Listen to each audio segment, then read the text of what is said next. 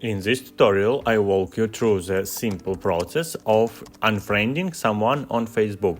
Make sure to watch till the end to avoid any mistakes, and don't forget to like this video and subscribe to my channel. Let's dive right in. Open your Facebook app and navigate to the user's profile whom you wish to unfriend. One way to do this is by going to your Friends tab and selecting your friends.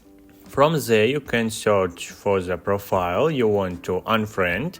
Once you're on the profile, you'll see the Friends button. Tap on it to reveal the options. From the options menu, select Unfriend, confirm your decision, and that's it. After unfriending them, if you refresh the profile, you'll notice that the Add Friends option appears, indicating that you've successfully unfriended them.